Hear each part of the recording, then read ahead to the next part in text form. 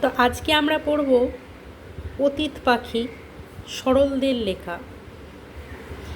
এটা আমার বই দ্বিতীয় পর্বে ক্লাস 2 রয়েছে। অতীত পাখি, অতীত পাখি, পথিক পাখির ঝাঁক। এখানে অতীত পাখি মানে অতিথি পাখিদের বলেছে। দেখবে শীতের সময়, শীতের শুরুতে অনেক অন্য দেশ থেকে, বিশেষত শীতের দেশে তো শীতকালে আরও ঠান্ডা হয়।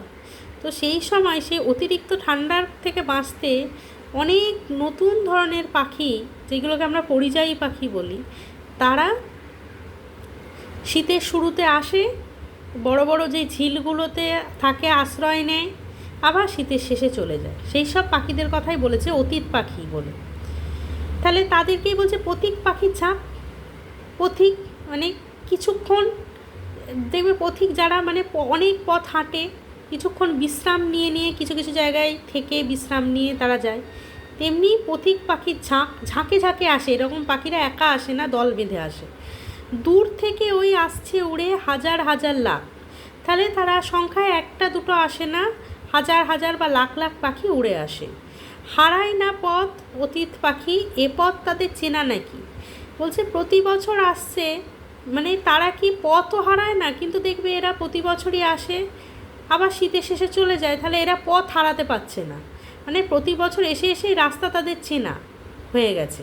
সেটাই কবি জিজ্ঞেস করছে, এই রাস্তা কি তোমাদের চেনা যে তোমরা পথও হারাও না? আসছে রে মেঘ ফুঁড়ে ফুঁড়ে ঘুরে পথের বাঁক। তাহলে কি বলছে, মেঘ যেন মনে হচ্ছে এত ঝাঁকে ঝাঁকে পাখি আসছে, যেন মনে হচ্ছে মেঘ ফুঁড়ে তারা আসছে। পথের বাঁক মানে পথের মোড়। দেখবে অনেক সময় পথের মোড় থাকে, তো আমরা বাঁক ঘুরি, সেই পথের মোড় মেঘ ফুঁড়ে তারা আসছে। কারা আসছে? অতীত পাখিরা আসছে। আয় রে তোরা অতীত পাখি, আয় রে তোরা আয়। কবি তাদের ডাকছেন, কবি সরলদে তাদের বলছে, আয় অতীত পাখি, তোরা সবাই আয়, আমাদের দেশে আয়। হরেক পাখির খুশির মেলা রঙের ছোঁয়া পায়। এই পাখিগুলো বিভিন্ন রঙের হয়, তাই অত রঙিন পাখি দেখে মনে আনন্দ হয় আমাদের। দেখবে আমরা দেখতে যাই শীতের সময়, সাঁতরাগাছির যে বড় ঝিল আছে সেখানে সাধারণত এগুলো বেশি দেখা যায়, সেই সময় অনেক লোক দেখতে যায়। শীতের কটা দিনের তরে অতীত পাখি জলায় চড়ে। তাহলে শীতকালে অতীত পাখি কোথায় থাকে? জলা মানে জলাশয়, বড় বড় যে জলাশয়।